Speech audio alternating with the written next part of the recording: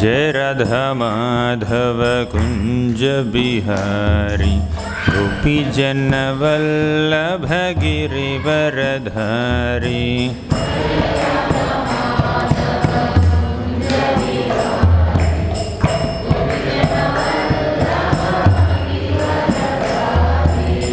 जय राधा माधव कुंज बिहारी गोपी जन वल्लभ गिरिवरधारी।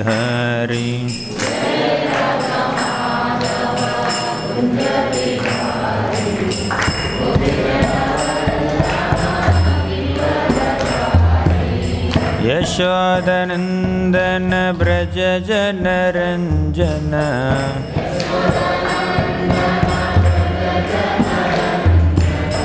यशोदनंदन ब्रज जन रंजन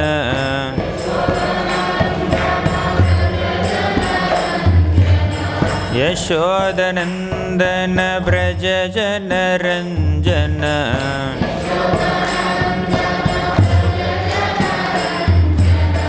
यमुना तीरवनचारी।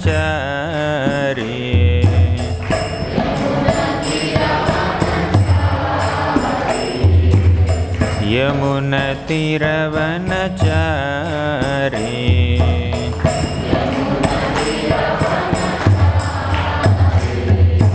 जय राधा माधव कुंज बिहारी जन वल्लभ गिरिवरधारी।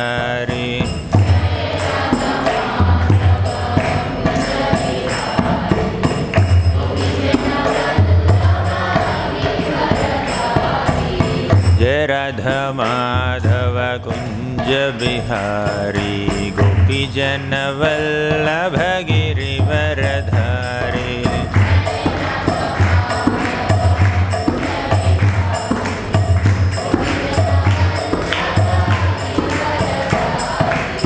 जय राधा माधव कुंज बिहारी गोपी जन वल्लभ गिरिवरधारी।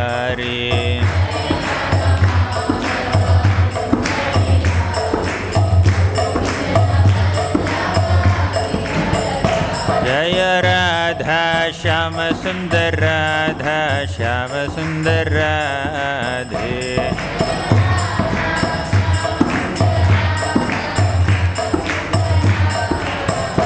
जय राधा श्याम सुंदर राधा श्याम सुंदर राधे।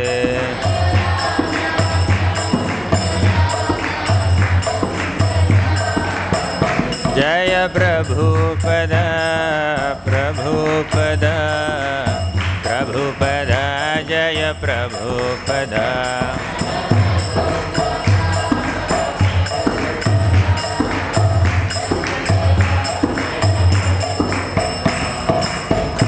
అంతేకాకుండా మనకి ఆల్రెడీ వచ్చు కదా వినాల్సిన అవసరం లేదు అనుకోకూడదు మనం. అంటే భగవంతుడి లీలలు కానీ నామం కానీ గుణం కానీ రూపం కానీ ఆయన యొక్క సిద్ధాంతం కానీ నేర్చుకోవడానికి ఒకసారి తెలుసుకున్నాం కదా చాలు అనుకుంటే అది తప్పే. తెలుసుకున్నా కూడా తెలిసినా కూడా మళ్ళీ మళ్ళీ దాన్ని నెమరు వేసుకోవాలి, మళ్ళీ మళ్ళీ దాన్ని వినాలి, చెప్పాలి, స్మరించుకోవాలి. అదే భక్తి యోగంలో ఉండేటటువంటి ప్రత్యేకత. అంటే భక్తి యోగంలో సాధన స్టేజ్ ఒకటి ఉంటుంది, సాధ్య స్టేజ్ ఒకటి ఉంటుంది. అంటే మనం ఇంకా పరిపక్వత చెందకుండా మనం ఇంకా ఈ ప్రాక్టీస్ స్టేజ్లోనే ఉంటే, సాధన స్టేజ్లోనే ఉన్నప్పుడు కూడా ఈ భగవద్గీత భాగవతాలు చెప్పుకుంటూ ఉంటాం, తర్వాత హరినామ మంత్రాన్ని జపం చేసుకుంటూ ఉంటాం. అంటే ఇవన్నీ ఈ శ్రవణం కీర్తనం స్మరణం పాదసేవనం ఇవన్నీ మనం చేస్తూ ఉంటాం కదా, అది కేవలం సాధన స్టేజ్లోనే చెయ్యాలా? కాదు. ఎప్పుడైతే భక్తుడు బాగా పరిపక్వత చెందుతాడో అప్పుడు కూడా ఇవే చేయాలి. శ్రవణం కీర్తనం స్మరణం పాదసేవనం అంటే భగవంతుడి యొక్క లీలలు శ్రవణం చేయాల్సింది కొత్త భక్తులు మాత్రమే కాదు, ఎంతో అనుభవజ్ఞులైనటువంటి భక్తులు కూడా ఆ భగవంతుడి లీలలు ఎప్పుడు శ్రవణం చేస్తూనే ఉండాలి. అందుకే అంటుంటారు, కృష్ణుడు ఏమన్నాడు భగవద్గీతలో, మచ్చిత్త మద్గత ప్రాణ బోధయంతః పరస్పరం కథయంతశ్చ మాం నిత్యం తుష్యంతి చ రమంతి చ మచ్చిత్త మద్గత ప్రాణ. అంటే నా భక్తుల యొక్క చిత్తం, వారి యొక్క మనసు కేవలం నా మీదే లగ్నమై ఉంటుంది. మచ్చిత్త మద్గత ప్రాణ, వాళ్ళ ప్రాణాలన్నీ నా మీదే పెట్టుకుని ఉంటారనమాట. అంటే ఆ భగవంతుడి యొక్క లీలలు, నామం, రూపం, గుణం, లీల అదంతా భక్తుల యొక్క ప్రాణం అనమాట. ప్రాణం అని ఎందుకన్నారు? మద్గత ప్రాణం ఎందుకన్నారంటే, ఒక చేపని నీటిలో నుంచి బయట వేసామనుకోండి, ప్రాణాలతో ఉండలేదు, మళ్ళీ నీళ్ళలో పెట్టాల్సిందే. అలాగే ఒక భక్తుణ్ణి భక్తుల సాంగత్యంలో నుంచి బయటికి తీసుకొచ్చామనుకోండి, బ్రతకలేడు భక్తుడు, భక్తులతోనే ఉండాలి. అంటే చేపకి నీళ్లు ఎంత అవసరమో భక్తుడికి భక్తుల సాంగత్యం అంత అవసరం అన్నమాట. చేపకు నీళ్ళ లేకపోతే భక్తులకి, అంటే నీళ్లు లేకపోతే చేప ఎలా జీవించలేదు, ఆ భగవంతుడి యొక్క లీలల్ని భక్తుల సాంగత్యంలో వర్ణించకపోతే భక్తుడు జీవించలేడు. అదన్నమాట. అంటే మచ్చిత్త మద్గత ప్రాణ, ఎప్పుడు భగవంతుడిని స్మరించుకుంటూ ఉంటారు, ఆలోచించుకుంటూ ఉంటారు, వాళ్ళ ప్రాణాలన్నీ ఆయన మీదే పెట్టుకుంటారనమాట. మచ్చిత్త మద్గత ప్రాణ బోధయంతః పరస్పరం, ఒకరినికొకరు బోధించుకుంటూ ఉంటారనమాట. నాకు తెలుసు, నేను బోధిస్తాను, నువ్వు విను కాదు, నువ్వు చెప్తున్నప్పుడు నేను వింటాను, నేను చెప్తున్నప్పుడు నువ్వు వినాలి, అలా అనమాట. అంటే భక్తులు ఇద్దరు కలిసినప్పుడు వాళ్ళు భగవంతుడి గురించి చర్చించుకుంటూ ఉంటారు. బోధయంతః పరస్పరం, పరస్పరం ఒకరికొకరు బోధించుకుంటూ ఉంటారనమాట. అది భక్తుల యొక్క ప్రత్యేకత. అంటే అలా ఇప్పుడు మీకు మీ ఫేవరెట్ హీరోలు ఉంటారనుకోండి, సినిమా హీరోలు కానీ స్పోర్ట్స్ స్టార్స్ కానీ వాళ్ళు ఉన్నారనుకోండి, వాళ్ళ గురించి ఎక్కువగా చర్చించుకుంటూ ఉంటారు కదా, అప్పుడు మీ ప్రేమ పెరుగుతుంది వాళ్ళ మీద. ఎంత ఎక్కువగా మాట్లాడుకుంటే ఫేవరెట్ హీరోల గురించి అంత ప్రేమ పెరిగిపోతుంది అనమాట, అంత ఫ్యాన్ ఫాలోయింగ్, అంత ఏమనాలి, వాళ్ళ మీద ప్రేమ పెరిగిపోతుంది. అలాగే భగవంతుడి పట్ల మనకు ప్రేమ పెరగాలి అంటే ఆయన నామాన్ని ఎప్పుడు జపించాలి, ఎప్పుడు హరే కృష్ణ హరే కృష్ణ, ఇప్పుడు ఖాళీ దొరికినప్పుడల్లా జపం చేసుకుంటూ ఉండాలి, ఆయన నామాన్ని జపించుకుంటూ ఉండాలి, ఆయన గుణాలని కీర్తిస్తూ ఉండాలి. అప్పుడు ఆయన పట్ల మనకు ప్రేమ పెరుగుతుంది. అంటే పెరగడం అంటే మనందరికీ, మనం భగవంతుడిలో అంశలం కాబట్టి మనందరికీ భగవంతుడి మీద శాశ్వతమైన ప్రేమ మనలో ఉంది, కానీ అది కవర్ అయిపోయిందనమాట. ఒక అద్దం ముందుకు వెళ్తే అద్దంలో మన ప్రతిబింబం ఎంతో చక్కగా కనిపిస్తుంది, కానీ ఆ అద్దం మీద చాలా మురికి డస్ట్ పేరుకుపోయింది అనుకోండి, మన ప్రతిబింబం సరిగ్గా కనిపించదు. అలాగే మన స్వచ్ఛమైనటువంటి మన మనస్సులో భగవంతుడి ప్రేమ ఎప్పుడూ ఉంటుంది, శాశ్వతంగా ఉంటుంది, కానీ భగవంతుడి పట్ల మనకు ఉండేటటువంటి ఆ ప్రేమ కవర్ అయిపోయింది. ఎలా? భౌతిక వాంఛల వల్ల, అహంకారం వల్ల. ఈ అహంకారం అనేటటువంటి ఈ పొరలని చీల్చుకుని ఆ ఆత్మని చేరుకుని నువ్వు భగవంతుడి యొక్క భక్తుడివి అని చెప్పడం చాలా కష్టం అయిపోతుంది అనమాట. ఈ ప్రపంచంలో కలియుగంలో చాలా కష్టం అనమాట. ఎందుకంటే పొరలు 1 మిల్లీమీటర్ థిక్ కాదు, లేదా 2 మిల్లీమీటర్ల థిక్ కాదు, ఎంత మందంగా ఉన్నాయంటే ఆ పొరలు కొన్ని 100 కిలోమీటర్ల మందంగా ఉన్నాయి అన్నమాట పొరలు. అహంకార పొరలు, భౌతిక వాంఛలు, నాకు ఇది కావాలి, అది కావాలి, నాకు పేరు కావాలి, ప్రతిష్టలు కావాలి, డబ్బు కావాలి, చాలా జనం ఫాలోవర్స్ కావాలి, తర్వాత నాకు ఎన్నో భౌతిక కోరికలు, ఈ కారు కావాలి, బంగ్లా కావాలి, ఇలా ఎన్నెన్నో కోరికలు మనకు ఉండడం వల్ల ఆ కోరికలు, అహంకారం, ఆ కోరికలు అహంకారం మన మనసు మీద, మన హృదయం మీద, మన ఆత్మ మీద పొరలుగా మారి మనలో ఉండేటటువంటి సహజమైనటువంటి ఆ ప్రేమ, భక్తి, భగవంతుడి పట్ల భక్తిని బయటికి రానివ్వకుండా చేస్తున్నాయి అన్నమాట. అది ఆ పొరలు ఎప్పుడు తొలగిపోతాయి? భక్తుల సాంగత్యంలో కూర్చుని భగవంతుడి యొక్క గుణాలని, నామాన్ని, రూపాన్ని గురించి చర్చించుకుంటే అప్పుడు ఆ పొరలన్నీ తొలగిపోతాయి అన్నమాట. అది మచ్చిత్త మద్గత ప్రాణ బోధయంతః పరస్పరం. అంటే ఆ భగవంతుడి యొక్క లీలలు మనకు తెలిసిన పోతన లీల నేను చాలాసార్లు విన్నాను, ధ్రువ చరిత్ర నేను చాలాసార్లు విన్నాను, నేను ప్రహ్లాదుడి చరిత్ర ఎన్నోసార్లు విన్నాను, ఇంకా చెప్పగలను కూడా ఎంతో గొప్పగా, అయినా కూడా కూర్చొని వింటాం. ఎంతోమంది భక్తులు ఉన్నారు ఇస్కాన్లో అంటే వేరే సంప్రదాయాల్లో కూడా, వైష్ణవ సంప్రదాయాల్లో కూడా ఎంతోమంది భక్తులు ఉన్నారు. వాళ్ళు కొన్ని వేల సంవత్సరాల నుంచి తరాలుగా ఆ ప్రహ్లాదుడి చరిత్రే చెప్పుకుంటున్నారు, ఆ ధ్రువుడి చరిత్రే చెప్పుకుంటున్నారు, ఆ శ్రీకృష్ణుడి యొక్క బృందావన లీలలు మాత్రమే చర్చించుకుంటున్నారు. అంటే ఒక న్యూస్ పేపర్ ఇవాళ చదివితే రేపటికి అది పనికిరాదు. కానీ భగవంతుడి లీల ఇవాళ చర్చించుకుంటే 100 సంవత్సరాల తర్వాత కూడా ఎంతో ఫ్రెష్గా ఉంటుందన్నమాట. 1000 సంవత్సరాల తర్వాత కూడా ఎంతో ఫ్రెష్గా ఉంటుందన్నమాట. అది భగవంతుడి యొక్క కథల్లో ఉండేటటువంటి మాధుర్యం. ఈరోజు మీరు తిన్నారు, గులాబ్ జామున్ తిన్నారు, మళ్ళీ రేపిస్తే తింటారు కదా. అంటే ఎలా అయితే ఈ దేహానికి ఆహారం కావాలో, ప్రతిరోజు కావాలో, అలాగే ఆత్మకి కృష్ణ కథ కావాలి, ప్రతిరోజు కావాలి. అందుకే నిత్యం భాగవత సేవయ అన్నారు. ఇదంతా ఎందుకు చెప్తున్నానంటే, నేను చక్రధారి ప్రభు అన్నారు కదా, ఆల్రెడీ అందరికీ తెలుసని. మీకు తెలిసినా కూడా ఇది చర్చించుకోవాలి. నాకు తెలుసు, మీకు తెలుసు. తెలిసినా కూడా మనం చర్చించుకుంటూ ఉంటే దాని పట్ల మనకు ప్రేమ పెరుగుతుంది అనమాట. అదే లేదు, ఐ గాట్ ఇట్ అదే కదా. సో మన ఇప్పుడు మచ్చిత్త మద్గత ప్రాణ చెప్పుకున్నాం. బోధయంతః పరస్పరం కథయంతశ్చ మాం నిత్యం. నిత్యం ఆయన యొక్క కథనాల్ని మనం చర్చించుకుంటూ ఉండాలన్నమాట. కథయంతశ్చ మాం నిత్యం తుష్యంతి చ రమంతి చ. ఎంతో ఆనందంగా, ఎంతో ఉత్సాహంతో మనం చర్చించుకుంటూ ఉంటాం అనమాట. అంటే మరి చక్రధారి ప్రభు ఎందుకన్నారంటే, అది ఇంగ్లీష్లో రాశారు, తెలుగులో అయితే అందరు చెప్పేయగలరు, ఇంగ్లీష్లో రాసినా కూడా అని ఆ ఉద్దేశంతో అన్నారు, నాకు తెలుసు. సో ఈ శ్లోకం చెప్పుకుందాం మనం. సవై పుంసాం పరో ధర్మో, సవై పుంసాం పరో ధర్మో యతో భక్తిరధోక్షజే, యతో భక్తిరధోక్షజే అహైతుకీ అప్రతిహత, అహైతుకీ అప్రతిహత యయాత్మా సుప్రసీదతి, యయాత్మా సుప్రసీదతి. శ్రీమద్భాగవతంలో ఎన్నో గొప్ప శ్లోకాలు ఉన్నాయి, అందులో ఇది ఒకటి. ఈ శ్లోకం యొక్క ప్రత్యేకత ఏమిటంటే, ఉత్తమ భక్తి అంటే ఏమిటి అన్న ఆ కాన్సెప్ట్ని ఈ శ్లోకం ఎంతో గొప్పగా వివరిస్తుంది అనమాట. సవై పుంసాం పరో ధర్మో యతో భక్తిరధోక్షజే. అంటే ఆ ఉత్తమ భక్తికి, శుద్ధ భక్తికి, నిస్వార్థమైనటువంటి ఆ భక్తికి నిర్వచనం ఈ శ్లోకం చెప్తుందనమాట. భాగవతం మొదట్లోనే వచ్చేస్తుంది, 2వ చాప్టర్లోనే వచ్చేస్తుంది అనమాట. సవై పుంసాం పరో ధర్మో. మనకి ఎన్నో ధర్మాలు ఉంటాయి. ఒక క్షత్రియుడిగా రాజుకు ఒక ధర్మం ఉంటుందన్నమాట, ప్రజల్ని సంరక్షించాలి, యుద్ధం చేయాలి. ఒక బ్రాహ్మణుడిగా ఒక ధర్మం ఉంటుంది మనకి. ఏమిటా ధర్మం? నలుగురికి పాఠాలు చెప్పాలి, వేదాలు వల్లించాలి, యజ్ఞాలు చేయాలి, యాగాలు చేయాలి. అదంతా బ్రాహ్మణుల యొక్క ధర్మం. ఇప్పుడు మనం చూస్తుంటే ఒక తండ్రిగానో ఒక తల్లిగానో పిల్లల పట్ల ధర్మం ఉంటుంది. ఒక ఉద్యోగస్తుడిగా మనం ఎంప్లాయర్ పట్ల ఒక ధర్మం ఉంటుంది మనకి.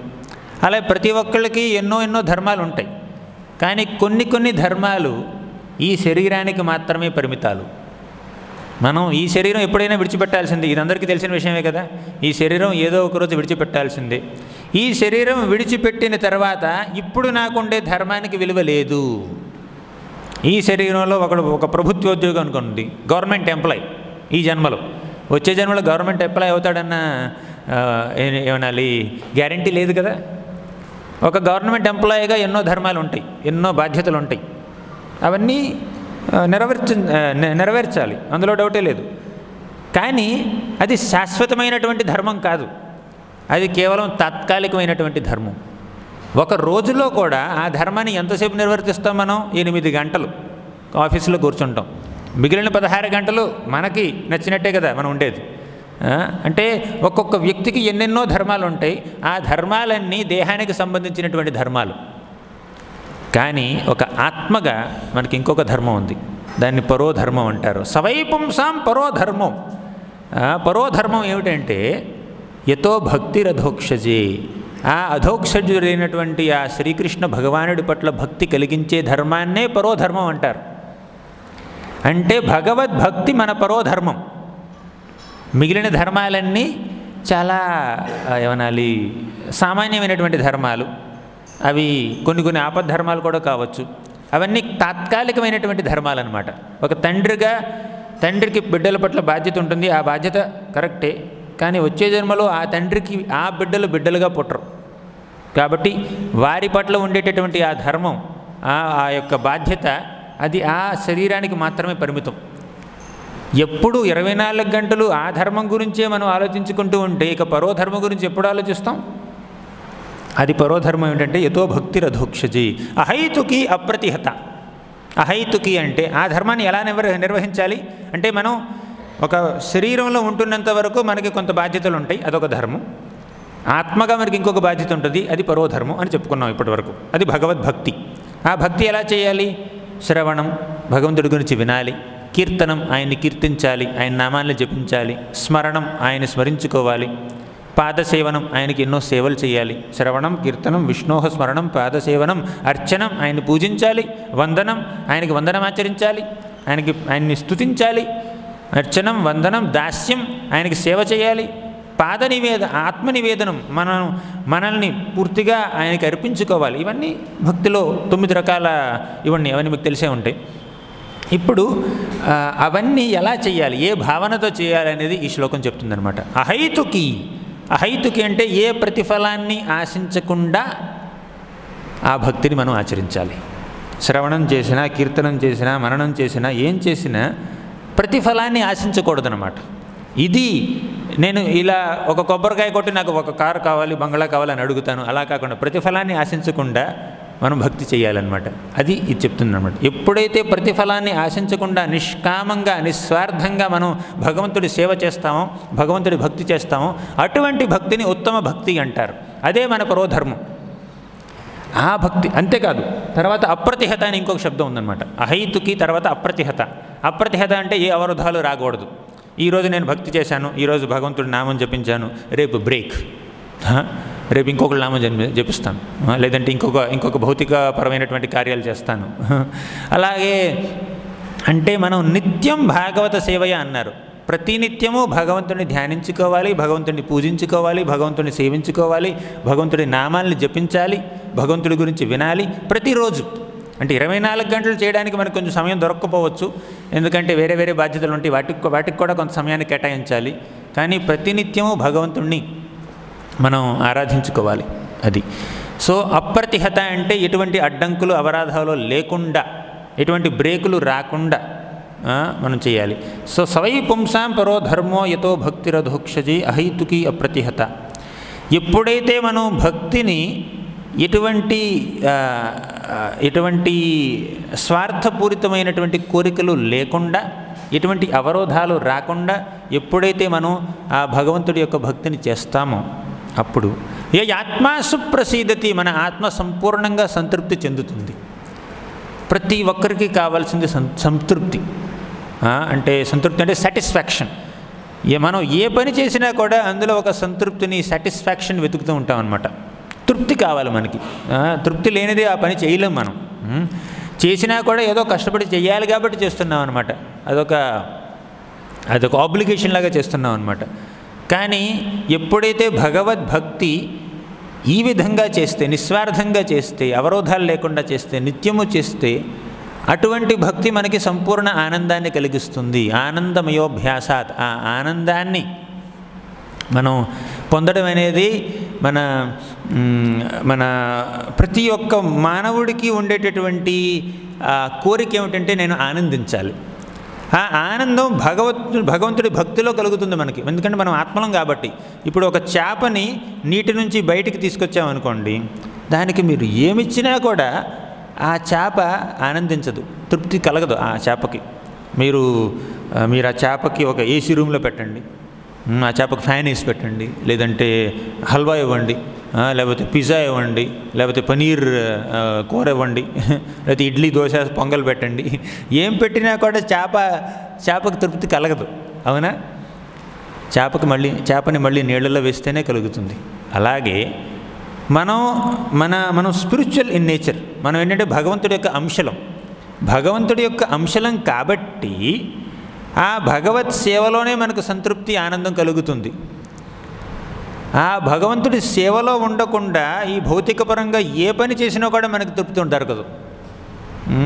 ఏం చేసినా కూడా అందులో ఏదో ఒక ఒడిదుడుకులు వస్తూనే ఉంటాయి, ఏవో కష్టాలు వస్తూనే ఉంటాయి. ఆ కష్టాల నుంచి గట్టెక్కడమే మన జీవిత ధ్యేయం అయిపోకూడదు.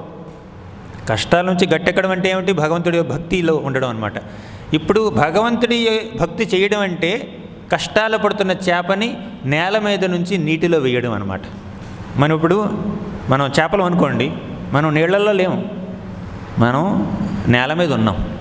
అంటే భౌతిక జగత్తులో ఉన్నంత వరకు మనం నేల మీద ఉన్నట్టు అనమాట, చేపలు నేల మీద ఉన్నట్టు. కానీ భగవంతుడి భక్తి చేస్తుంటే నీళ్ళలోకి వచ్చినట్టు అనమాట. మనం ఇప్పుడు ఏం చేస్తున్నాం, అప్పుడప్పుడు నీళ్ళలోకి వచ్చి అప్పుడప్పుడు బయటికి వెళ్తున్నాం, అప్పుడప్పుడు నీళ్ళలోకి వచ్చి అప్పుడప్పుడు బయటికి వెళ్తున్నాం. టెంపుల్కి వస్తాం, కొంచెం భాగవతం క్లాస్ వింటాం, చక్రధర ప్రభు చెప్పిన క్లాస్ వింటాం, లేకపోతే మంచి మన రాధా శ్యామసుందర్ వారి దర్శనం తీసుకుంటాం, జపం చేసుకుంటాం, మళ్ళీ బయటకు వెళ్తున్నాం అనమాట. అంటే కొంచెం లోపలికి వస్తున్నాం, కొంచెం బయటకు వెళ్తున్నాం. కానీ ఇదంతా సాధనలో భాగం అన్నమాట. ఇప్పుడు పూర్తిగా నీళ్ళలోకి వెళ్ళాలి అంటే ఆధ్యాత్మిక జగత్తుని చేరుకోవాలి. అంటే ఇలా సాధన చేస్తూ ఉంటే మనం భగవంతుడి యొక్క ధామాన్ని చేరుకుంటాం. తద్ధామ పరమం మమ యద్గత్వా నివర్తంతే. ఎప్పుడైతే మనం భగవంతుడి ధామానికి వెళ్తామో అక్కడి నుంచి మళ్ళీ ఇక్కడికి రావాల్సిన అవసరం లేదు. అదనమాట. ఇది ఇది మన ధర్మం. మనం చేసే ఎన్నెన్నో ధర్మాలు ఉంటాయి, మనకి విద్యుక్త ధర్మాలు ఉంటాయి. అవన్నీ తాత్కాలికమైనటువంటి ధర్మాలు, ఈ శరీరానికి, ఈ దేహానికి మాత్రమే పరిమితమైనటువంటి ధర్మాలు. ఆ ధర్మాలు ఏమీ మన ఆత్మకు సంబంధించినటువంటి ధర్మాలు కావవి. అవి చెయ్యాలి, తప్పదు. మనం మన విద్యుక్త ధర్మాలని విస్మరించకూడదు.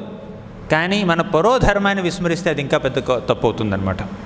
కాబట్టి కొన్నిసార్లు మనం ఈ పరోధర్మం చేస్తున్నప్పుడు, భగవంతుడి యొక్క భక్తి చేస్తున్నప్పుడు, ప్రతి రోజు కానీ ప్రతి వారం కానీ గుడికి వచ్చి జపం చేస్తూ ఉన్నప్పుడు, లేదంటే భగవద్భక్తి సేవ చేస్తున్నప్పుడు చాలామంది బయట వాళ్ళు ఏమనుకుంటారంటే, ఏమిటి వీళ్ళకి ఏమైంది, పిచ్చెక్కిందా, ఎప్పుడు మెడలో ఈ సంచులు వేసుకుని తిరుగుతూ ఉంటారు, ఈ సంచిలో చేతులు పెట్టుకుని తిరుగుతూ ఉంటారు, వీళ్ళు ఇలా జపం చేసుకుంటూ తిరుగుతూ ఉంటారు, వాళ్ళ డ్రెస్సింగ్ స్టైల్ కొంచెం తేడాగా ఉంటుంది.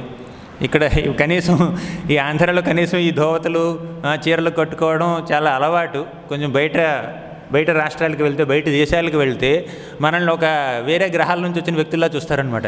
వీళ్ళంటే బెడ్షీట్లు కట్టుకు తిరుగుతున్నారు అంటారు. చక్కగా ప్యాంట్ షర్ట్ వేసుకోవచ్చు కదా, బెడ్షీట్లు కట్టుకుని ఎందుకు తిరుగుతున్నారు అంటారు కొంతమంది. అంటే సంఘం మనల్ని తక్కువ చేసి చూడొచ్చు, మనల్ని ఇంకా అవమానించవచ్చు కూడా. మనం భక్తి చేస్తున్నప్పుడు సంఘం మనల్ని స్వీకరించకపోవచ్చు.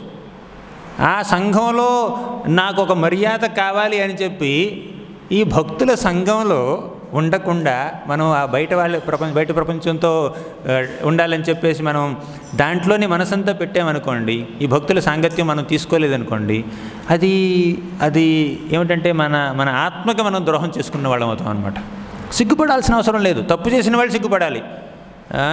ఇప్పుడు తాగేవాళ్ళు సిగ్గు లేకుండా తాగుతుంటే, సిగరెట్ తాగేవాళ్ళు సిగ్గు లేకుండా సిగరెట్ తాగుతుంటే, ధూమపానం చేస్తుంటే మనం భక్తి చేయడానికి మనకెందుకు సిగ్గు? పరోధర్మం ఇది. పరోధర్మం అంటే మనం ఒక ఆత్మగా, భగవంతుడి యొక్క అంశగా, ఒక సోల్గా, ఒక జీవుడిగా మనం చేయవలసిన బాధ్యత ఇది. జీవేర స్వరూపహై కృష్ణేర నిత్యదాస్. ఒక జీవుడి యొక్క స్వరూపం ఏంటంటే శ్రీకృష్ణుడి యొక్క నిత్య దాసత్వం, మన అస్తిత్వం అది. ఇప్పుడు మీరు రైల్లో ప్రయాణిస్తున్నారనుకోండి, ఒక 20 గంటల ప్రయాణం అనుకోండి, ముంబై నుంచి విజయవాడ దాకా రావడం కోసం 20 గంటలు ప్రయాణించాలనుకోండి మీరు ఒక ట్రైన్లో. ఆ ప్రయాణంలో మీకు ఒక బర్త్ ఉంటుంది, ఒక సీట్ ఉంటుంది, కో ప్యాసింజర్స్ ఉంటారు, ఫ్యాన్ తిరుగుతూ ఉంటుంది. ఫ్యాన్ తిరగకపోతే ఎవరో దువ్విని తీసుకొచ్చి దాన్ని తిప్పుతారు, అప్పుడు ఫ్యాన్ తిరుగుతూ ఉంటుంది. ఇప్పుడు ఏసీ ఉండొచ్చు మీకు, ఏసీ కంపార్ట్మెంట్లో. ఇప్పుడు ఆ 20 గంటల జర్నీలో, ఆ 20 గంటల ప్రయాణంలో మీకుండే సౌకర్యాలు కానీ, మిమ్మల్ని కలిసే మనుషులు కానీ కేవలం ఆ 20 గంటలకు మాత్రమే పరిమితం. ట్రైన్ దిగిన తర్వాత మీరు చేరుకోవాల్సిన గమ్యం ఒకటి ఉంటుంది, అక్కడ చేయవలసిన పనులు చాలా ఉంటాయి. ఆ 20 గంటల జర్నీని మీరు 100 సంవత్సరాల జీవితంగా అనుకోండి. ఆ 100 సంవత్సరాల జీవితంలో మనం చేయవలసిన పనులు చాలా ఉంటాయి, అవన్నీ ఆ దేహానికి మాత్రమే పరిమితం. అలా అన్నమాట. తర్వాత మనకి చాలా ఉంటాయి. అంటే ఈ కొద్దిపాటి జీవితంలో మనకు ఉండేటటువంటి ఆ బాధ్యతల్ని మనం నిర్వహిస్తూ భగవంతుడి భక్తి చేస్తే ఇంకా మళ్ళీ ఇంకో తల్లి కడుపులో ప్రవేశించవలసిన అవసరం మనకు ఉండదు. అదనమాట. ఇప్పుడు మనం ఇలా భక్తి చేస్తున్నప్పుడు సంఘం మనల్ని ఏమనాలి, ఆమోదించకపోవచ్చు, మనల్ని కొంచెం ఇంకొక రకంగా విచిత్రంగా చూడవచ్చు మనల్ని. కానీ ఒక భక్తుడు, కొంచెం ఫిక్సప్ అయిపోయినటువంటి ఆ భక్తుడు ఏం చేస్తాడంటే, బయట వాళ్ళు చెప్పే మాటల్ని ఎక్కువగా పట్టించుకోకుండా వాటికి ఇవ్వాల్సిన విలువ వాటికి ఇవ్వాలి. కానీ మన పరోధర్మాన్ని దీని మీద మనం కాంప్రమైజ్ అవ్వకూడదు అనమాట. ఒక మంచి శ్లోకం వస్తుంది. చిత్తం నైవ నివర్తతే క్షణమపి శ్రీకృష్ణ పాదాంబుజాం నిందంతు ప్రియ బాంధవా గురుజన గృహణంతు ముంచంతు వా దుర్వాదం పరిఘోషయంతు మనుజా వంశే కళంకోస్తు వా తాదృక్ ప్రేమధరానురాగమధునా మత్తాయమానం తుమే. చిత్తం నైవ నివర్తతే క్షణమపి. చిత్తం అంటే మన మనస్సు. నైవ నివర్తతే క్షణమపి శ్రీకృష్ణ పాదాంబుజం. ఆ శ్రీకృష్ణుడి పాద పద్మాల మీద నా మనసు ఎప్పుడూ లగ్నం కావాలి. ఆ పాదపద్మాల మీద ఉండే ఆ ధ్యానం నైవం నివర్తతే క్షణమై, ఒక క్షణం కూడా నేను ఆ ధ్యానం నుంచి బయటికి రాకూడదని భక్తుడు అనుకుంటాడు. చిత్తం నైవ నివర్తతే క్షణమపి శ్రీకృష్ణ పాదాంబుజాన్ అంటే ప్రహ్లాదుడు వంటి భక్తులు, ఎంతెంతో గొప్ప గొప్ప భక్తులు ఉన్నారు. ధ్రువుడు వంటి భక్తులు, తర్వాత పరీక్షిత్ మహారాజ్, అంబరీష్ మహారాజ్, వీళ్ళందరూ మహాభక్తులు. వాళ్ళు భగవంతుడి ఆ పాదపద్మాల పట్ల వారికి ఉండే భక్తి, ఆ పాదాల మీద తమ చేసే ధ్యానం నుంచి బయటికి రావాలని అనుకోరు. ఎప్పుడూ మనసుని ఆ పాదపద్మాల మీదే లగ్నం చేస్తారనమాట. చిత్తం నైవ నివర్తతే క్షణమపి, ఒక్క క్షణం కూడా ఆ భగవంతుడి సేవ నుంచి నేను బయటికి రాకూడదు.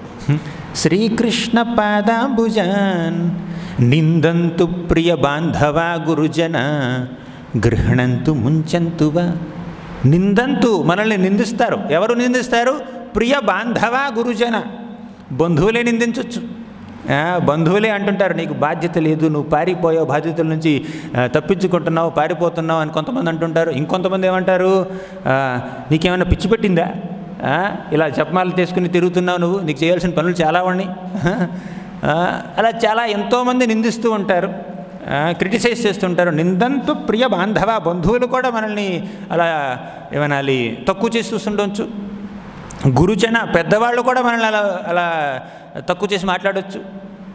నిందంతు ప్రియ బాంధవ గురుజన గ్రహణంతు ముంచెంతువా, వాళ్ళు నాతో అంగీకరించకపోని పెద్దగా భక్తుడు దాన్ని పెద్దగా పట్టించుకోడు. ప్రహ్లాదుడు ఒక రాక్షస వంశంలో జన్మించాడు, మీకు తెలిసిందే. ఎవరు కొడుకు? రాక్షస రాజు కొడుకు, హిరణ్యకశిపుడు కొడుకు. ప్రియ బాంధవ గురుజన గ్రహణంతు ముంచెంతువా. ఈ శ్లోకం యొక్క తాత్పర్యం చూస్తే అది ప్రహ్లాదుడికి ఎంతో చక్కగా సరిపోతుందన్నమాట. ప్రహ్లాదుడి గురువులు షండ అమర్క, శుక్రాచార్యుడి కొడుకులు అనమాట. వాళ్ళు ప్రహ్లాదుడికి ఏం బోధిస్తున్నారు? నువ్వు ధర్మార్థ కామాలు మాత్రమే నువ్వు నేర్చుకోవాలి, మోక్షం గురించి ఆలోచించకూడదు. మన శత్రువైనటువంటి ఆ హరి కీర్తన నువ్వు చేయకూడదు, హరిభక్తికి నీకు సంబంధం ఉండకూడదు. ఎందుకంటే వాళ్ళు మన శత్రువులు, రాక్షసులు మన మిత్రులు, హరిజనులు హరిభక్తులు మన శత్రువులు అని చెప్పి బోధిస్తున్నారనమాట గురువులు. ఇటువంటి స్కూల్లో చదివాడు అనమాట. ఎటువంటి వంశంలో పుట్టాడు మన ప్రహ్లాదుడు? ఒక రాక్షస వంశంలో పుట్టాడు. ఎలాంటి స్కూల్లో చదివాడు?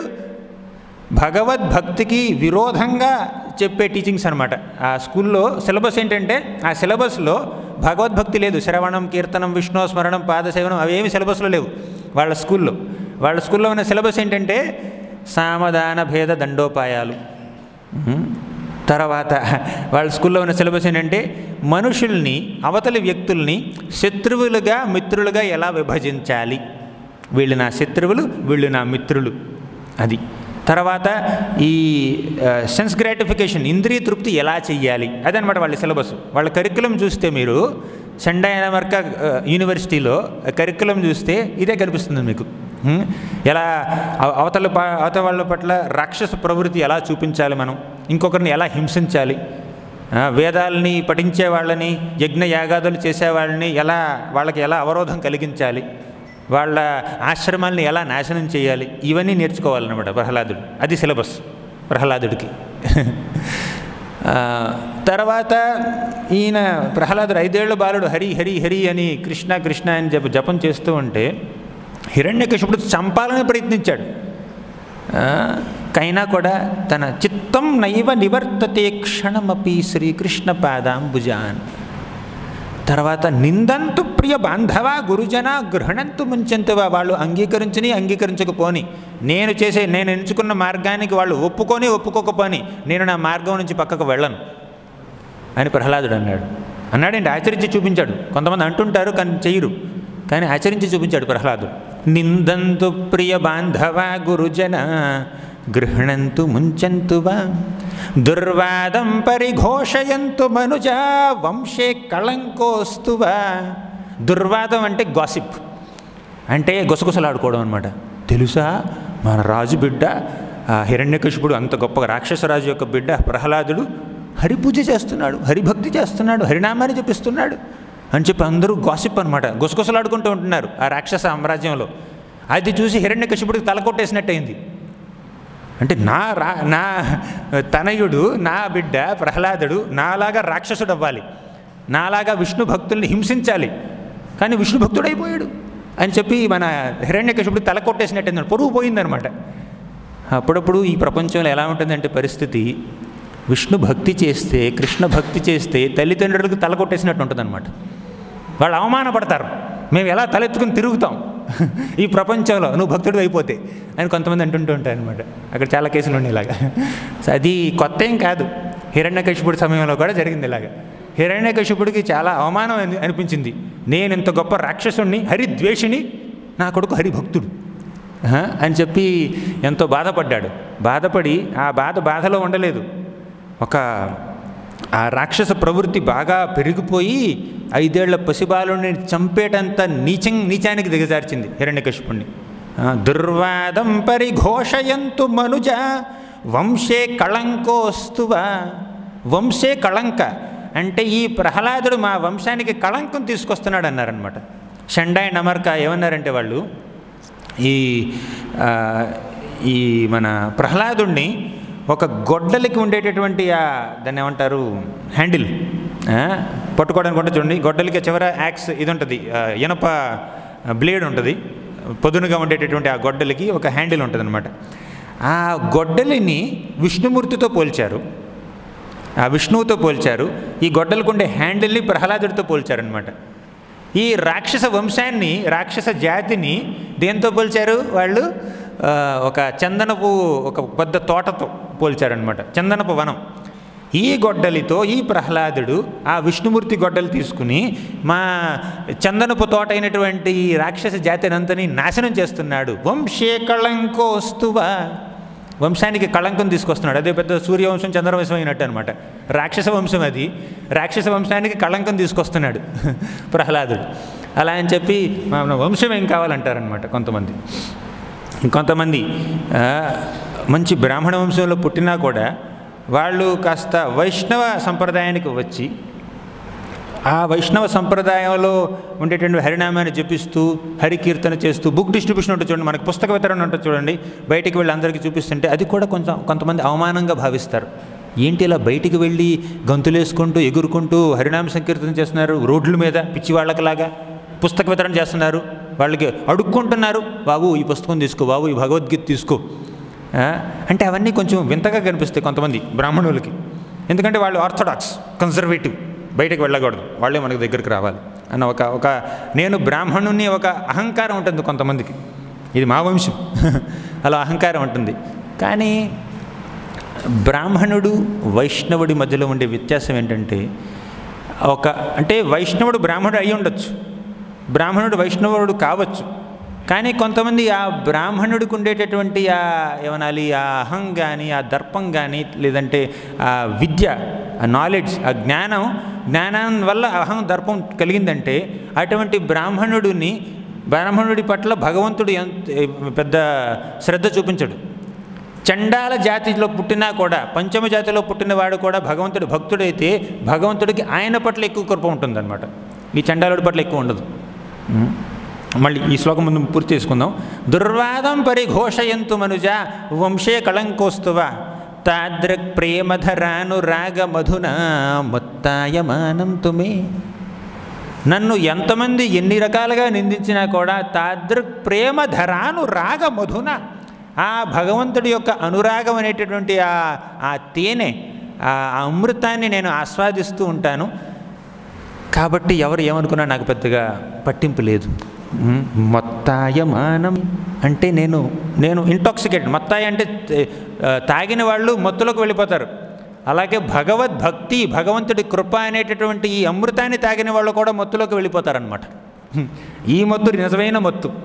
ఇక్కడ చాలామంది తాగుబోతులు ఉన్నారు, భక్తుల్లో కూడా ఎంతోమంది తాగుబోతులు ఉన్నారు. వాళ్ళు ఏం తాగుతారు? భగవంతుడి కృప అనే అమృతాన్ని తాగుతారు. దాంతో మొత్తం అయిపోతారనమాట వాళ్ళు. మత్తాయమానం తుమి. ఇప్పుడు ఈ కొంతమంది సద్బ్రాహ్మణ వంశంలో జన్మిస్తారు, కానీ వాళ్ళలో భగవద్భక్తి ఉండకపోవచ్చు. అటువంటి వాళ్ళు బ్రాహ్మణ వంశంలో పుట్టినంత మాత్రాన భగవంతుడికి ప్రేమకు పాత్రలు అవుతారని లేదు.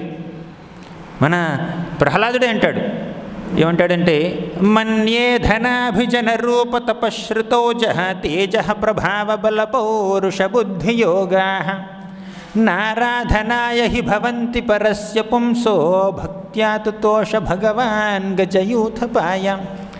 మన్యే ధన అభిజన రూప తప శృత ఓజ తేజ ప్రభావ బల పౌరుష బుద్ధి యోగ, ఇవన్నీ బ్రాహ్మణులకు ఉండేటటువంటి 12 రకాల అర్హతలు, క్వాలిఫికేషన్స్, లక్షణాలు. ఇవి ఎన్ని ఉన్నా కూడా భగవంతుడి ప్రేమకి మనం పాత్రలం కాకపోవచ్చు. ధన అభిజన ఫాలోవర్స్, రూప అందం, శృత ఎడ్యుకేషన్ అంటే విద్య, అలా చాలా 12 రకాల లక్షణాలు ఉంటాయి ఒక బ్రాహ్మణుడికి ఉండొచ్చు. కానీ ఇవి నా దగ్గర ఉన్నాయి, ఇది నా ప్రీ రిక్విజిట్. ఓకే, నా అప్లికేషన్ ఫామ్లో సివిలో ఈ 12 రకాల లక్షణాలు ఉన్నాయి. ఓకే, అప్లికేషన్ ఇస్తాం భగవంతుడికి, నాకు భగవద్ధామానికి వెళ్ళాలి నేను. ఓకే, అప్లికేషన్ తీసుకో. ఏంటి నీ క్వాలిఫికేషన్ ఏంటి? ధన అభిజన రూప తపశ్రుత. Application rejected. ఓకే, భగవంతుడు ఆ అప్లికేషన్ని స్వీకరించాడు అనమాట. అప్లికేషన్లో ఏముండాలి? భగవద్భక్తి ఉండాలి, ప్రేమ ఉండాలి. జాతి ఏదైనా కూడా ప్రాబ్లం లేదు, మతం ఏదైనా ప్రాబ్లం లేదు, ఏ దేశం ఏదైనా ప్రాబ్లం లేదు. ఆయనకు కావాల్సింది ఏమిటంటే భక్తి. మన్యే ధనాభిజన రూప తపశ్రుతోజ తేజ ప్రభావ బల పౌరుష బుద్ధియోగ న ఆరాధనాయ హి భవంతి పరస్య పుంసాం భక్త్యా తుతోష భగవాన్ గజయూథపాయ. భక్తి ఉంటేనే ఆ భగవంతుడు మనల్ని స్వీకరిస్తాడు. ఆ భక్తి ఒక జంతువు అయినటువంటి ఏనుగులో ఉన్నా కూడా పర్వాలేదు, ఒక రాక్షసుడైనటువంటి ప్రహ్లాదుల్లో ఉన్నా కూడా పర్వాలేదు, ఒక బాలుడైనటువంటి మన ధ్రువుడు అయినా కూడా భగవంతుడి ప్రేమకు పాత్రుడు కావచ్చు. ఎంతోమంది మహాభక్తురాళ్ళు ఉన్నారు, స్త్రీలు ఉన్నారు, ఎంతోమంది రాజులు ఉన్నారు. బ్రాహ్మణులు మాత్రమే భగవంతుడి భక్తికి ప్రేమకి పాత్రులు అని అనుకోవడానికి లేదు. భాగవతంలో ఎంతోమంది మహారాజులు, రాజర్షుల గురించి చెప్పారనమాట. ఏం చెప్పారు? ఎవరెవరు? పరీక్షిత్ మహారాజ్, యుధిష్ఠిర్ మహారాజ్, భరత్ మహారాజ్, తర్వాత అంబరీష్ మహారాజ్, పృథు మహారాజ్, ఇలా ఎంతోమంది మహారాజులు. మహారాజులు అంటే వాళ్ళకి ఎన్నో బాధ్యతలు లేవా? రాజులు, వాళ్ళందరూ గొప్ప గొప్ప రాజులు, కానీ మహాభక్తులు. అంటే అంటే భక్తి చెయ్యాలి అంటే ఇలా సన్యాసం తీసుకోవాల్సిన అవసరం లేదు, ఇలా బ్రహ్మచర్యం తీసుకోవాల్సిన అవసరం లేదు, సాఫ్రాన్ గుండు చేసుకోవాల్సిన అవసరం లేదు. వీళ్ళంతా మహారాజులు భక్తి చేశారు. సో భగవంతుడు చూసేది మన మనసులో ఎంత భక్తి ఉంది అని, మనం ఆయన్ని ఎంత స్మరించుకుంటున్నాం అని, మనం చేసే సేవలో ఎంత నిస్వార్థత ఉంది అనేది చూస్తాడు భగవంతుడు. కానీ మనం బ్రాహ్మణులమా, లేకపోతే క్షత్రియులమా, వైశ్యులమా, శూద్రులమా, బ్రహ్మచారులమా, గృహస్థులమా, వానప్రస్థలమా, సన్యాసులమా, అది కాదు చూసేది భగవంతుడు. నాహం విప్రో న చనరపతి నాపి వైశ్యో న శూద్రో. అంటే మనం బ్రాహ్మణులం కాదు. ఈ జన్మలో ఒకడు బ్రాహ్మణుడై పుడితే వచ్చే జన్మలో బ్రాహ్మణుడు అవ్వాలని రూల్ లేదు. వచ్చే జన్మలో క్షత్రియుడు అవ్వచ్చు, వచ్చే జన్మలో లేకపోతే వైశ్యుడు అవ్వచ్చు, ఇంకో జన్మలో మానవ జన్మే రాకపోవచ్చు, కుక్కై పుట్టవచ్చు. కుక్కలకు బ్రాహ్మణ క్షత్రియ వైశ్య శూద్ర కుక్కలు లేరు. కుక్కలకి ఆశ్రమాలు లేవు. కుక్కలకి, పందులకి, తర్వాత ఏనుగులకి, నెమళ్ళకి, పావురాలకి వాళ్ళకి ఆశ్రమాలు లేవు, వాటికి వర్ణాలు లేవు. అక్కడ క్యాస్ట్ సిస్టమ్ లేదు, ఆశ్రమం సిస్టమ్ లేదు. వర్ణాశ్రమ ధర్మం జంతువులకు కాదు, మానవులకు మాత్రమే అది. కాబట్టి మన వర్ణం కానీ, మన ఆశ్రమం కానీ, మనకుండే హోదా కానీ, మనకుండే పరపతి, పలుకుబడి, మనకుండేటటువంటి డబ్బు, విద్య, ఇవన్నీ ఈ దేహానికి మాత్రమే పరిమితమైనవి.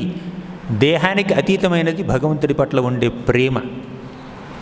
ఆ ప్రేమని పెంపొందించుకోవడం మన పరోధర్మం. సవై పుంసాం పరోధర్మో యతో భక్తిరధోక్షజే. అదే మనకి శాశ్వతమైనటువంటి తృప్తిని కలిగిస్తుంది. లేదంటే మనం ఈ భౌతిక భవబంధాల్లో చిక్కుకుంటూ ఈ భౌతికపరమైనటువంటి ఆలోచనలతోనే ఎప్పుడూ బ్రతుకుతూ ఇందులో ఈ భౌతిక జగత్తులో మనం సాధించవలసినటువంటి ఆ డబ్బు కానీ, పేరు కానీ, దర్పం కానీ, హోదా కానీ, పలుకుబడి కానీ, దాంట్లోనే మన మనసంతా లగ్నం చేసామనుకోండి, భక్తి మిస్ అయిపోతుంది. ఇవన్నీ చేస్తూనే, మన విద్యుక్త ధర్మాలు చేస్తూనే మనం భగవంతుడి యొక్క భక్తిని చేయాలి. అదేమన్నాడు మన శ్రీకృష్ణుడు మన అర్జునుడితో ఏమన్నాడంటే, తస్మాత్ సర్వేషు కాలేషు మాం అనుస్మరయుధ్యచ. తస్మాత్ సర్వేషు కాలేషు, ఎల్లప్పుడూ సర్వకాల సర్వావస్థలలోనూ నువ్వు నన్ను స్మరించుకుంటూ ఉండు. మాం అనుస్మర యుధ్యచ, యుద్ధాన్ని కూడా చెయ్యి. ఆయన యొక్క ధర్మం ఏమిటంటే యుద్ధం చేయడం అన్నమాట. ఆ యుద్ధం ఎలా చేయాలి? భగవంతుడిని స్మరించుకుంటూ చేయాలి. మన అర్జునుడికి ఆయన ధర్మం ఏంటంటే యుద్ధం చేయడం. మనకు వేరే ధర్మాలు ఉంటాయి. ఒక తల్లిగా ఒక ధర్మం ఉంటుంది, ఒక తండ్రికి ఒక ధర్మం ఉంటుంది, ఒక బిడ్డగా ఒక ధర్మం ఉంటుంది, ఒక ఉద్యోగస్తుడికి ఒక ధర్మం ఉంటుంది, ఒక టీచర్కి ఒక ధర్మం ఉంటుంది, ఒక స్టూడెంట్కి ఒక ధర్మం ఉంటుంది, ఒక ఎంప్లాయీకి ఒక ధర్మం ఉంటుంది. ఆ ధర్మాలన్నీ మనం చేసుకుంటూనే మాం అనుస్మర యుధ్యచ, అప్పుడే మనం అంతకాలంలో ఈ శరీరాన్ని విడిచిపెట్టే సమయంలో భగవంతుడిని గుర్తు చేసుకోగలుగుతాం. అంతకాలే చ మామేవ స్మరణ్ముక్త్వా కళేవరం యః ప్రయాతి సమద్భావం యాతి నాస్తి అత్ర సంశయః. ఎవరైతే ఆ శ్రీకృష్ణుడి యొక్క పాద పద్మాలని ఎల్లప్పుడూ ధ్యానిస్తారో అటువంటి వారికి అవసాన దశలో, శరీరాన్ని విడిచిపెట్టే దశలో, మరణకాలంలో ఆయన్ని స్మరించుకోవడం ఎంతో సులభం. అటువంటి అవకాశం మనకు రావాలి అంటే భగవంతుడు, మనం చచ్చిపోయేటప్పుడు భగవంతుని స్మరించుకోవాలి అంటే, స్మరించుకుంటే ఏం జరుగుతుంది? ఆయన ధామానికి చేరుకుంటాం. ఇందులో ఎటువంటి సంశయం లేదు అని కృష్ణుడే చెప్తున్నాడు. అసలు కృష్ణుడు చెప్తేనే సంశయం లేదన్నట్టు. ఆయన ఒక మాట చెప్తే దాన్ని మనం డౌట్ చేయాల్సిన, సందేహించాల్సిన అవసరమే లేదు. కానీ ఆయన మాట చెప్పి నా సంశయాన్ని యాడ్ చేస్తున్నాడు అనమాట. అంతకాలే చ మామేవ స్మరణ్ముక్త్వా కళేవరం యః ప్రయాతి సమద్భావం యాతి నాస్తి అత్ర సంశయః. నేను చెప్తున్నాను, ఆయన చెప్తే చాలు, డౌటే ఉండకూడదు మనకి. అసలు నేను చెప్తున్నాను, దీంట్లో నిస్సందేహంగా నీకు వస్తుందంటే ఇంకా మనం అసలు డౌట్ పడాల్సిన అవసరమే లేదు. ఆయన గుర్తు చేసుకొని ఆయన దగ్గరికి వెళ్ళిపోతాం మనం. కానీ ఆయన గుర్తు చేసుకోవడం అంత ఈజీ కాదు మరణ సమయంలో. దానికి తర్వాత శ్లోకంలో కృష్ణుడు ఏం చెప్పాడంటే, తస్మాత్ సర్వేషు కాలేషు మామనుస్మర యుధ్యచ అన్నాడు. ఎల్లప్పుడూ నువ్వు ఆయన్ని పూజిస్తూనే, ఆయన సేవిస్తుంటే అప్పుడు ఆయనను గుర్తు చేసుకోగలుగుతాం. లేదంటే కష్టం. అంత నేను నా జీవితం అంతా ఏం కావాలంటే అది చేస్తాను. మాంసాహారం తింటాను, తర్వాత సినిమాలు చూస్తాను, తర్వాత ఇంకా చాలా ఉంటాయి కదా ఎంటర్టైన్మెంట్. మనం ఈ ప్రపంచంలో చేసే పనులు చాలా ఉంటాయి మనకి. అంటే కొన్ని చేయాలి తప్పదు. కొన్ని ఏమిటంటే కొన్ని నిత్యకర్మలు, కొన్ని కామ్యకర్మలు. నిత్యకర్మలు అంటే మనం చేయవలసినటువంటి విద్యుక్త ధర్మాలు. కామ్యకర్మలు అంటే మనం అవి చేయకపోయినా పర్వాలేదు, ఒకరోజు టీవీ సీరియల్ చూడకపోతే పెద్ద విషయం ఏం కాదు, కానీ చూడాలనిపిస్తుంది. అది కామ్యకర్మలు అంటారనమాట. అవి మనం చేయాల్సినటువంటి విద్యుక్త ధర్మాలు కావు, కానీ అవి మనం కొంచెం భౌతిక ఆనందం కోసం, శారీరక సుఖం కోసం, ఇంద్రియ తృప్తి కోసం, ఏదో మనసుకి కొంచెం కాలక్షేపం చేయడం కోసం. కాలక్షేపం ఏంటి అసలు ఇది? ఈ మాట కాలక్షేపం, టైం పాస్. అసలు టైమే లేదు మనకి, పాస్ ఎక్కడ చేస్తాం మనం? కాలక్షేపం, మనకు ఉండే కాలం చాలా తక్కువ. ఇంతకుముందు మన సత్యయుగంలో జనాలు 1,00,000 సంవత్సరాలు బ్రతికేవాళ్ళు, తర్వాత మెల్లిగా 10,000కి, తర్వాత 1000 సంవత్సరాలకి పడిపోయింది. ఇప్పుడు కలియుగంలో 100 సంవత్సరాలు బ్రతకడం ఎక్కువ. అది కూడా కలియుగం ప్రోగ్రెస్ అయ్యే కొద్దీ 100, 90కి, 80కి, 70కి, 60కి పడిపోతుంది. ఇంకా కొన్ని సంవత్సరాలు జరిగితే 20 ఏళ్ళు ఎవరైనా ఏ మనిషి అయినా బ్రతికితే ఆ 20 ఏళ్ళు పెద్ద ముత్తాత అవుతాడు అనమాట. 20 ఏళ్ళకే ముత్తాత అయిపోతాడు. అంటే 20 ఏళ్ళు బ్రతకడం కూడా కష్టమే అనమాట. ఇప్పుడు ఆవులు ఉంటాయి చూడండి, ఆవులు 20, 25 ఏళ్ళు బ్రతకన్నా ఎక్కువ బ్రతకవు అనమాట. అలా అంటే మన మానవ జన్మ ఎంతో దుర్లభంగా మనకి లభిస్తుంది. అందులో కూడా మనకు ఉండే సమయం చాలా తక్కువ, ఆ కాలం చాలా తక్కువ. ఆ కాలంలో మనం కాలక్షేపం చేస్తే మనం మానవ జన్మని వ్యర్థం చేసుకున్నట్టే కదా. అది కాబట్టి తస్మాత్ సర్వేషు కాలేషు మాం అనుస్మర యుధ్యచ. తర్వాత ఇంకో శ్లోకం వస్తుంది, సతతం కీర్తయంతో మాం యతంతశ్చ దృఢవ్రతాః. అంటే ఎల్లప్పుడూ ఆయన్ని కీర్తించుకుంటే అప్పుడు మనం ఆయన్ని స్మరించుకునే అవకాశం అవసాన దశలో మనకు కలుగుతుంది. ఇప్పుడు సంవత్సరం అంతా పిల్లవాడు ఎటువంటి మన స్టడీస్ మీద శ్రద్ధ చూపించకుండా, క్లాసులు వినకుండా, చదవకుండా, ఆధ్యాత్మిక సంవత్సరం, ఆధ్యాత్మిక కాదు, దాన్ని ఏమంటారు, అకాడమిక్ ఇయర్ని ఏమంటారు, విద్యా సంవత్సరం అంటారు కదా, అకాడమిక్ ఇయర్ మొత్తం లేదంటే సెమిస్టర్ మొత్తం అటు ఇటు తిరిగి ఆటలాడుకొని సినిమాలు చూసి అలా వేస్ట్ చేశాడు అనుకోండి, ఫైనల్ ఎగ్జామ్లో ఏమన్నా మనకి మంచి మార్కులు వస్తాయా? రావు కదా. అలాగే జీవితం అంతా అది ఆ పని ఈ పని చేసి నేను చివరిలో మరణించే సమయంలో కృష్ణ అనుకుంటాను, రామ అనుకుంటాను, లేకపోతే అజామిలులాగా నారాయణ అనుకుంటానంటే కుదరదు. అంటే మనం జీవితం అంతా మనం ప్రయత్నిస్తేనే ఆ అవసాన దశలో మనం ఆయన స్మరించుకోగలుగుతాం. అవసాన దశలో ఆయన మనం స్మరించుకుంటేనే ఆయన చేరుకోగలుగుతాం. లేకపోతే ఇంకో తల్లి కడుపులోకి వెళ్ళాలి. అది మానవ రూపంలో ఉండే తల్లి కావచ్చు, మానవేతర రూపంలో ఉండే తల్లి కావచ్చు. కానీ ఇక్కడి నుంచి అక్కడికి వెళ్ళేటప్పుడు ఒక డీటూర్ ఉంటుందన్నమాట. నరకలోకానికి వెళ్ళాలి, అక్కడ కాస్త అనుభవించి అప్పుడు ఇంకో జన్మ ఎత్తాలన్నమాట. అవసరమా ఇదంతా? మళ్ళీ ఇంకో జన్మెత్తి మళ్ళీ ABCD U అవన్నీ నేర్చుకుని మళ్ళీ పెరిగి మళ్ళీ పిల్లల్ని కని వాళ్ళని పెంచి వాళ్ళకి పెళ్లి చేసి వాళ్ళ పిల్లల్ని, అవసరమా ఇదంతా? బోర్ కొట్టలేదు మీకు ఇంకా? ఈ మాత్రం అంటే ఇన్ని కష్టాలు పడిన తర్వాత ఈ భౌతిక జగత్ అంటే ఆ మాత్రం బోరు కొట్టాలి కదా. సినిమా 3 గంటలు ఉంటుంది, సరిగ్గా తీగిపోతే బోరు కొడుతుంది మనకి. 3 గంటల్లో బోరు కొట్టేస్తుంది. 100 సంవత్సరాల జీవితం బోరు కొట్టలేదు ఇంకా. అంటే బోరు కొట్టకుండా ఉండేది ఇది ఒకటే, భగవద్భక్తి. పరస్పరానుకథనం పావనం భగవద్యశః మిథోరతిర్మిథ తుష్టిర్నివృత్తిర్మిథ ఆత్మనః. పరస్పర అనుకథనం, భగవంతుడి యొక్క భక్తులు పరస్పరం ఆయన యొక్క లీలల గురించి చర్చించుకుంటూ ఉంటే వాళ్ళకి ఎప్పుడు బోరు కొట్టదు. పరస్పర అనుకథనం పావనం భగవద్యశః. ఎందుకంటే ఆ భగవంతుడి యొక్క యశస్సు, భగవంతుడి యొక్క కీర్తి మనల్ని పావనం చేస్తుంది. ఆయన నామ రూప లీలలని గురించి మనం చర్చించుకుంటే ఆ చర్చ, ఆ భగవద్ వర్ణన మనల్ని పావనం చేస్తుంది. పావనం భగవద్యశః మిథో రతి. మనకి భగవంతుడి పట్ల ఉండే ఆకర్షణ పెరుగుతుంది ఆయన గురించి వినడం ద్వారా. మిథా తుష్టిర్, తుష్టి అంటే మన యొక్క సాటిస్ఫాక్షన్, మన యొక్క సంతృప్తి పెరుగుతుంది. నివృత్తిర్మిథ ఆత్మనః, ఈ భవబంధాల నుంచి సంపూర్ణంగా విముక్తులం అవుతాం మనం. అది కృష్ణ కథకి ఉండేటటువంటి విశిష్టత.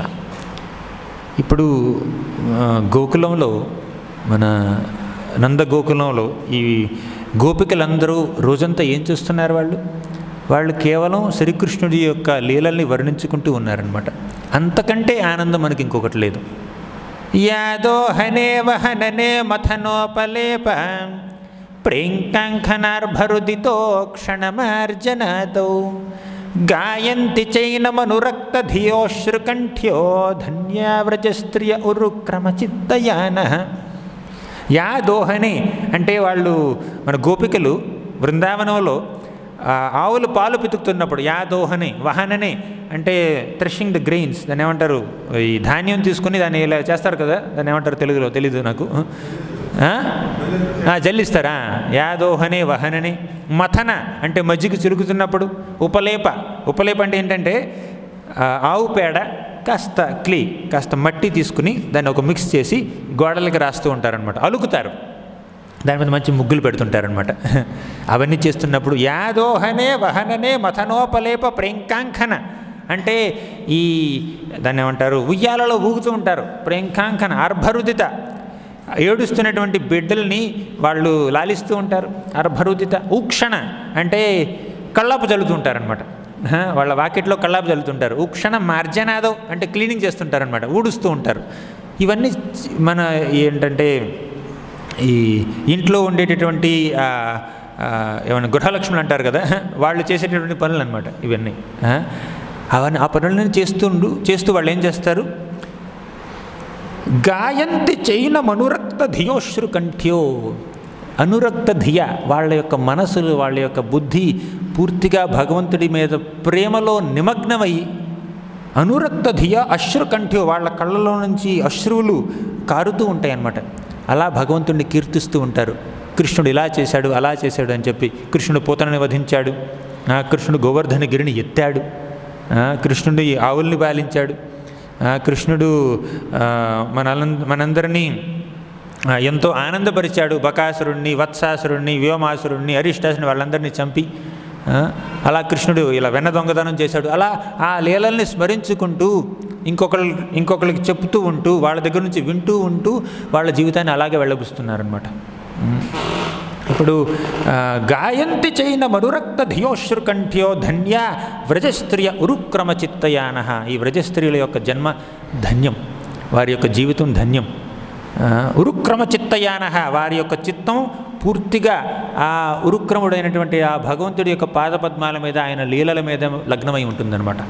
అదే మనం ఇంతకుముందు చెప్పుకున్న ముకుందమాల స్తోత్రం నుంచి ఒక శ్లోకం, చిత్తం నైవ నివర్తతే క్షణమపి శ్రీకృష్ణ పాదాంబుజాన్. దీనికి ఎంతో ఉత్కృష్టమైనటువంటి ఉదాహరణ గోపికలే. అంటే గోపికలు అంటే చేస్తారు, మేము ఎలా చేస్తాం అనుకోకండి. అలా చేసే శక్తి మనందరిలోనూ ఉంది. కానీ ఏది మనల్ని ఆపుతుంది? ఆ పొరలు ఉన్నాయి చూడండి, అహంకారం, భౌతికమైనటువంటి కోరికలు, ఆ పొరలు. ఈ మన డబ్బు కోసం, ఐశ్వర్యం కోసం, విద్య కోసం, పేరు కోసం, పలుకుబడి కోసం, అధికారం కోసం ఉండేటటువంటి ఆ దాహం, అవన్నీ పొరలుగా మన ఆత్మని పూర్తిగా కమ్మేశాయి అన్నమాట.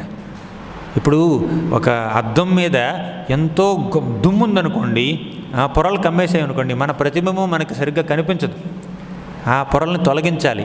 ఆ పొరల్ని తొలగించే మార్గం భక్తి, భగవంతుడి యొక్క లీలల్ని శ్రవణం చేయడం అన్నమాట.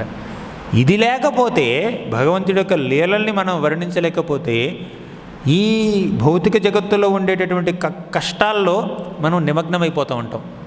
మనకుండే ఈ భౌతిక జగత్తులో ఉండే ఆనందం ఏమిటి?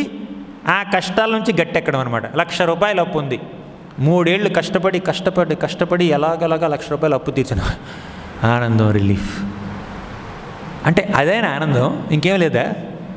అంటే ఇంకొక అప్పు చేస్తారు, ఇంకేదో అవసరం వచ్చింది, 2 లక్షలు అప్పు చేస్తారు, అది తీర్చడానికి ఇంకో 3 ఏళ్ళు ఎగిరిపోద్ది. సో ఇంకేదో కష్టం, ఆరోగ్యం, కరోనా వస్తుంది, హాస్పిటల్లో అడ్మిట్ అవుతారు, 2 నెలలు ఎలా కష్టపడతారు, మొత్తానికి ఏదో ఒకటి వచ్చి బయటపడతారు. ఆనందం అంటే, ఆనందం అంటే ఈ ప్రపంచంలో బాధల్లోంచి బయటపడడమే ఆనందం అనుకుంటారు జనాలు. కానీ బాధల్లోంచి బయటపడడం ఆనందం కాదు. ఆనందం అంటే అది వేరు, అది ఆధ్యాత్మిక ఆనందం. బాధల నుంచి బయటపడడమే అది ఆనందం. నాకు ఇప్పటి వరకు తలనొప్పి లేదు, ఇప్పుడు దాకా చాలా తలనొప్పి ఉంది, ఇప్పుడు కొంచెం తగ్గుతుంది, అది ఆనందం కాదు. తలనొప్పి లేకపోవడం ఆనందం, అసలు తలనొప్పి జీవితంలో రాకపోవడం ఆనందం, అది ఆనందం. అటువంటి ఆనందం చూడాలి. జన్మ మృత్యు జరా వ్యాధులు మనకి ఎంతో కష్టాన్ని కలిగిస్తాయి. వీటి నుంచి సంపూర్ణంగా శాశ్వతంగా బయటపడడం ఆనందం. ఈ జన్మ మృత్యు జరా వ్యాధుల్లో ఫైటింగ్ చేయడం కాదు ఆనందం, ఫైటింగ్ చేసి విక్టరీ సంపాదించడం ఆనందం కాదు. ఒకసారి ఓడిపోతున్నాం, ఒకసారి గెలుస్తూ ఉంటాం అనమాట. అది అంటే మనం శాశ్వతమైన ఆనందాన్ని వెతుక్కోవాలి. ఆ శాశ్వతమైన ఆనందం భగవంతుడి యొక్క భక్తిలోనే ఉంది మనకి. ఇంకా ఈ భౌతిక ప్రపంచంలో ఏది మనకంత ఆనందాన్ని ఇవ్వలేదు. ఎంతోమంది మనల్ని పొగడొచ్చు, కీర్తించవచ్చు, తర్వాత మనం అందంగా ఉన్నామనొచ్చు, మనం ఎంతో విద్యావంతులు అనొచ్చు. అవన్నీ వింటే మనకి ఎంతో, మన గర్వానికి, మన అహంకారానికి ఒక బూస్ట్ లభిస్తుందన్నమాట. అందులో కొంతమంది ఆనందం సంపాదిస్తారు. ఆనందం కూడా 2 రకాలు ఉంది. ఏంటది? Gross and subtle. ఈ శరీరానికి ఆనందం ఎప్పుడు లభిస్తుంది? ఏమైనా మంచి వస్తువులు చూస్తే, మంచి అందమైనటువంటి మనుషుల్ని కానీ, ఏమైనా ప్రదేశాలను కానీ చూస్తే కళ్ళకి ఆనందం లభిస్తుంది. మంచి పాటలు వింటే చెవులకు ఆనందం లభిస్తుంది. ఏమైనా మంచి పువ్వుల్ని వాసన చూస్తే ముక్కుకు ఆనందం లభిస్తుంది. అంటే మంచి ఫుడ్ తింటే దాన్ని ఏమంటారు, టంగ్కి ఆనందం లభిస్తుంది. ఒక సాఫ్ట్ కుషన్లో కూర్చుంటే మన చర్మానికి, మన శరీరానికి కొంచెం ఆనందం లభిస్తుంది అనమాట. అది భౌతికపరమైనటువంటి ఆనందం, గ్రాస్, స్థూలమైనటువంటి ఆనందం. సూక్ష్మమైనటువంటి ఆనందం ఏంటో తెలుసా? Settle body. సెటిల్ బాడీలో ఏముంటుంది? మనస్సు, బుద్ధి, అహంకారం. దానికి ఆనందం కలుగుతుంది మనకు అప్పుడప్పుడు. ఏమిటి ఆనందం? ఎవరైనా మన మీద ప్రేమ చూపించారనుకోండి, భౌతికపరమైనటువంటి ప్రేమ చూపిస్తే, కొంచెం అనురాగం చూపిస్తే మనకు ఎమోషనల్గా మనకు ఒక హ్యాపీనెస్ కలుగుతుందనమాట. అది మానసిక ఆనందం. ఎవరైనా మనకు వచ్చేటటువంటి ఐడియాలని ఒప్పుకున్నారనుకోండి, మెచ్చుకున్నారనుకోండి, అరే ఏం ఐడియా, ఎంత తెలివితేటలు నీకు, మన తెలివితేటలను మెచ్చుకున్నారనుకోండి, నీ తెలివితేటలతో మన బిజినెస్ని ఎంతో పెంచేసావు నువ్వు, అని తెలివితేటలు మెచ్చుకుంటే మనకి దాని ఏమంటారు బుద్ధికి ఒక ఆనందం కలుగుతుందనమాట. ఎవరైనా మనల్ని పొగిడారు అనుకోండి, ఎవరైనా మనల్ని చప్పట్లు కొడుతున్నారు, నువ్వు అంత గొప్పవాడివి, నీ యోధి, నీకు ఇంత పెద్ద హోదా ఉంది, నీకు ఇంత పలుకుబడి ఉంది, నువ్వు అది చేస్తావు ఇది చేస్తావు అంటే మన అహంకారానికి ఆనందం కలుగుతుంది. ఈ ఆనందాలు ఏవి నిజమైన ఆనందాలు కావు, శాశ్వతమైన ఆనందాలు కానే కావు.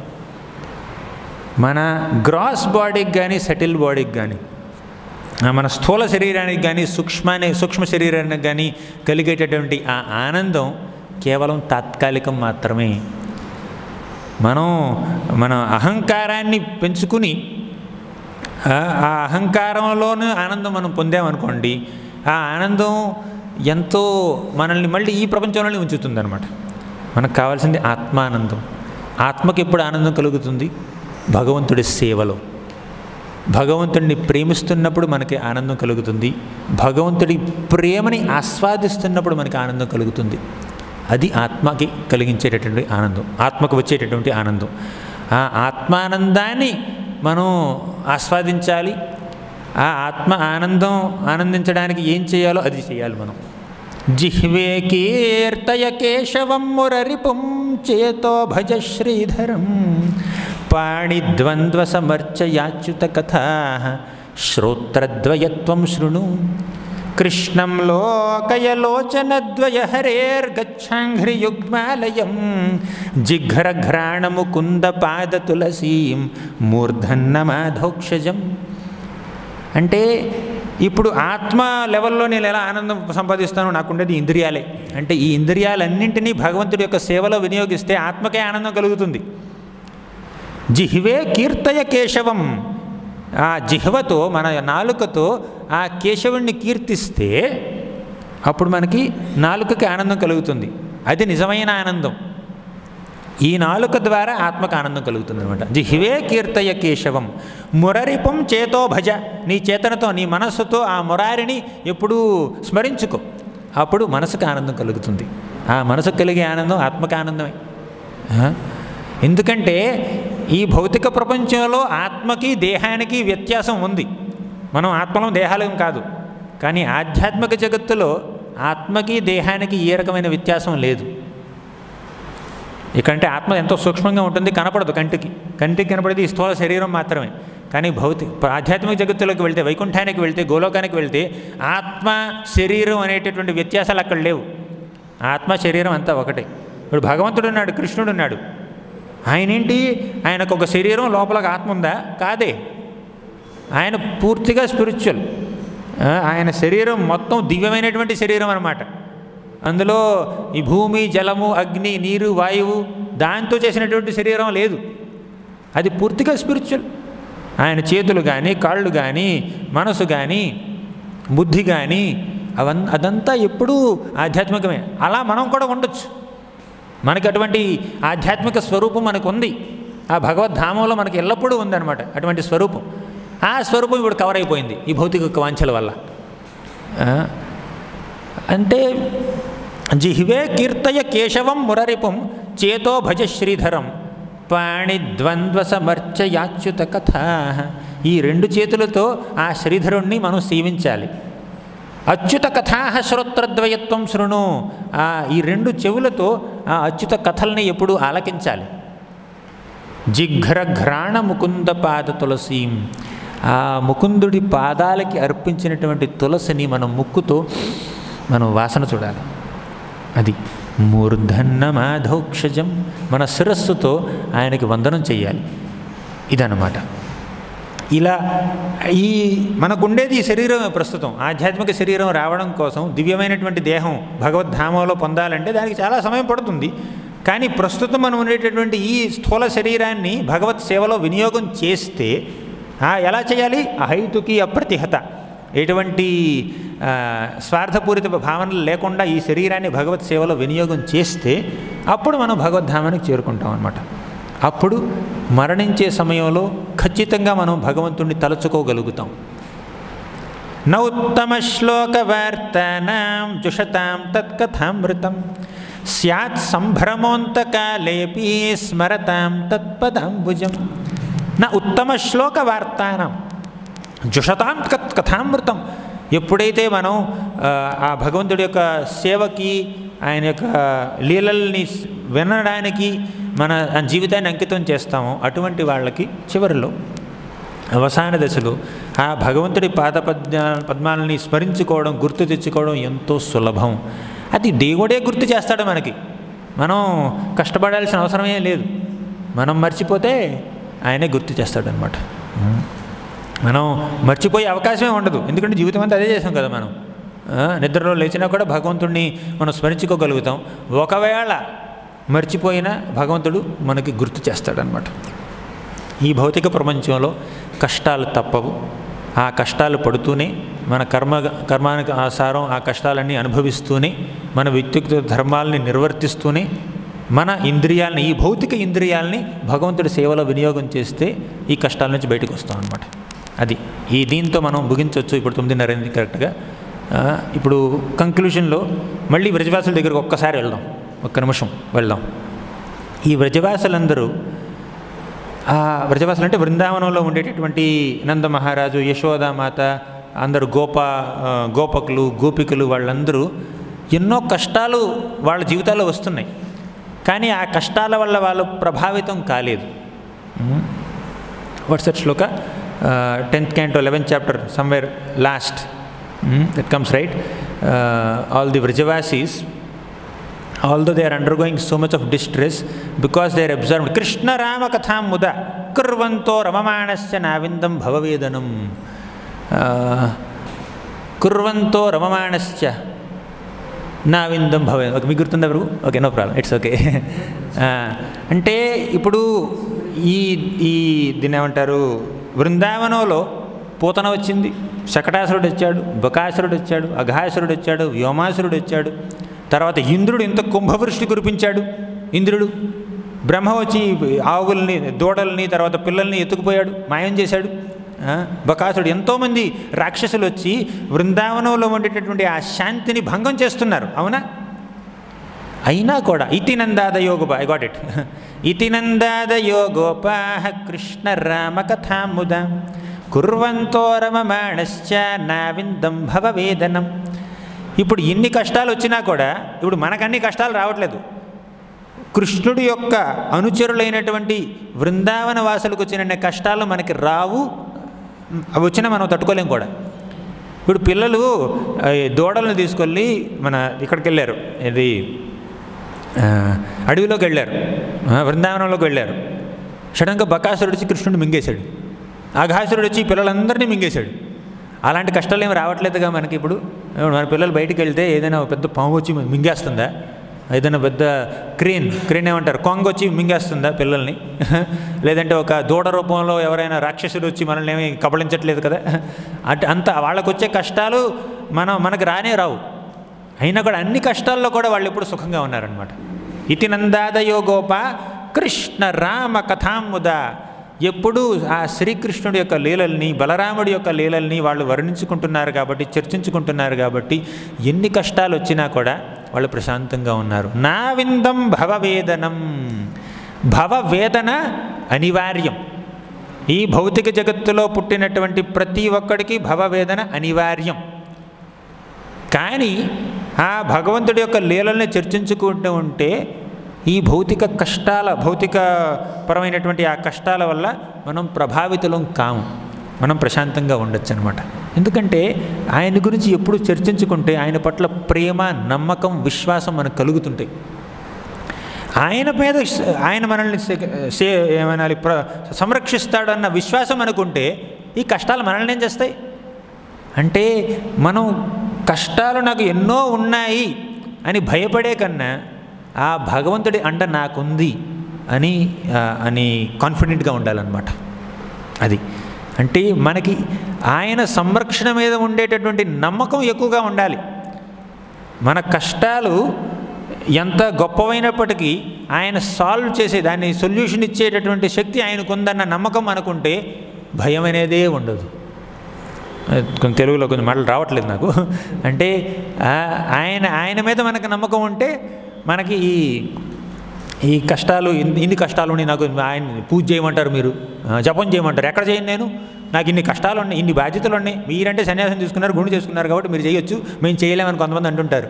కానీ ఆ కష్టాల నుంచి గట్టెక్కడానికే నువ్వు ఆయన పూజించాలని మనం చెప్తున్నాం అనమాట. అంటే ఆ కష్టాలని పూజించడం, ఆ కష్టాల నుంచి గట్టెక్కాలంటే ఆయన్ని ధ్యానించుకోవాలి. ఇది ఈ కష్టం నుంచి గట్టెక్కడం కాదు. జీవితంలో ఇంకా ఏ జన్మలోనూ ఏ కష్టాలు లేకుండా ఉండడం కోసం ఆయన ధ్యానించాలని చెప్తున్నాం మనం.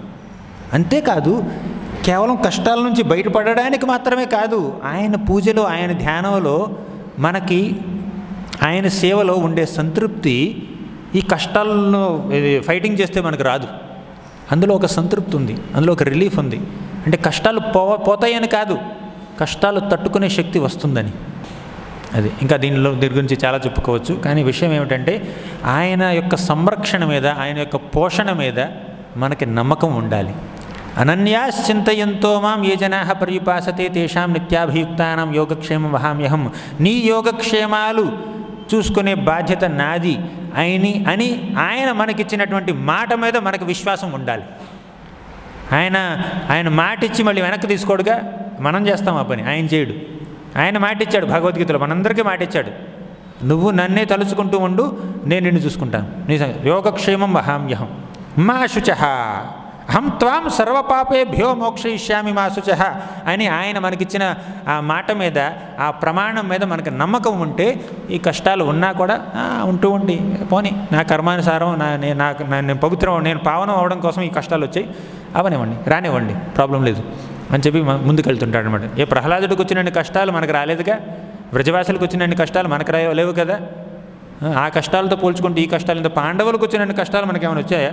ద్రౌపదికి వచ్చినన్ని కష్టాలు ఏమైనా వచ్చాయి? మనకి రాలేదుగా. కష్టాలు ఉంటూనే ఉంటాయి, అది భౌతిక జగత్తు యొక్క నేచర్ అదనమాట. ఇక్కడ ఉన్నప్పుడు అలాగే వస్తుంటాయి. అది అందుకే ఆయన యొక్క ఏమనాలి, ప్రొటెక్షన్ మీద, సంరక్షణ మీద మనకి నమ్మకం ఉండాలి. భక్తాపాయ భుజంగకారుడమణి త్రైలోక్య రక్షామణి గోపీలోచన చాతకాంబుదమణి సౌందర్యముద్రామణి యః కాంతామణి రుక్మిణి ఘనకుచ ద్వంద్వైకభూషామణి శ్రేయో దేవశిఖామణి దిశతు నో గోపాలచూడామణి. భక్తాపాయ భుజంగ గారుడమణి, తన భక్తుల్ని సంరక్షించుకోవడం కోసం ఆ గరుడ వాహనం మీద ఆయన ఎగురుకుంటూ వస్తాడు వైకుంఠం నుంచి. ఎలా అయితే గజేంద్రుని సంరక్షించాడో మనం కేవలం ఆయన శరణు పొందాలి అంతే. ఈ కురు సభలో ద్రౌపదికి జరిగిన అవమానం నుంచి బయటికి తీసుకురావడానికి ఎవరికి శక్తి లేదు. భీష్ముడంతటి వాడే ఏం కాపాడలేకపోయాడు, భీముడు ఏం చేయలేకపోయాడు, యుధిష్ఠిరుడు ఏం చేయలేకపోయాడు, అర్జునుడు ఏం చేయలేకపోయాడు, ధృతరాష్ట్రుడు, మహారాజు ఎదురుగా జరుగుతుంది అవమానం అంతా, ఎవరు ఏం చేయలేకపోయారు.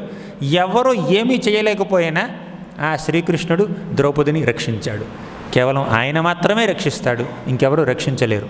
త్రైలోక్య రక్షామణి, ముల్లోకాల్లో ఉండేటటువంటి ఆ భక్తులందరినీ సంరక్షించే శక్తి ఆయనకి మాత్రమే ఉంది, ఇంకెవరికి లేదు. ఈ విషయం మీద మనకు నమ్మకం ఉండాలి. ఆయన మనకు ప్రమాణం చేశాడు, నువ్వు నన్ను కీర్తించు. ఏమన్నాడంటే ఏ యథామాం ప్రపద్యంతే తాం సతైవ భజామ్యహం. శృంగారారతి అవుతున్నప్పుడు మనం ఏమంటాం? గోవిందమాది పురుషం తమహం భజామి అంటాం చూడండి. తం అహం భజామి, నిన్ను నేను భజిస్తున్నాను. కృష్ణుడు ఏమంటాడు భగవద్గీతలో? ఏ థామం ప్రపద్యంతే తాం సతైవ భజామి అహం. ఆయన కూడా అంటాడు భజామి అహం అని. మనం భజామి అహం అంటున్నాం, ఆయన కూడా భజామి అహం అంటున్నాడు అనమాట. మనం ఎలా అయితే ఆయన చేరుకుంటామో అలాగే ఆయన మన కోరికలకి, మన యొక్క ప్రవర్తనకి, మన యొక్క భావనలకి ప్రతిస్పందిస్తాడు. ఆయన కూడా అంటున్నాడు భజామి అహం అని. తాం స్థతైవ భజామి అహం. మనం గోవిందమాది పురుషం తమ అహం భజామి అంటున్నాం అంటే ఆయన ప్రతిస్పందిస్తాడు. ఆయన ఒక మనం ఆయన ముందుకు వేస్తే ఆయన ఒక అడుగు ముందుకు వేస్తాడు. ఆయన అడుగు చాలా పెద్దది మన అడుగు కన్నా. కొంతమంది అంటుంటారు ఆయన 10 అడుగులు వేస్తాడు, ఒక అడుగు కాదు అని. కానీ ఒక అడుగైనా మనం ఆయన ముందుకు వేయాలి, లేదంటే కష్టం. గ్రంథరాజ్ శ్రీమద్ భాగవతం కి జయ, శ్రీల ప్రభుపాద్ కి జయ. 9 నిమిషాలు ఎక్స్ట్రా.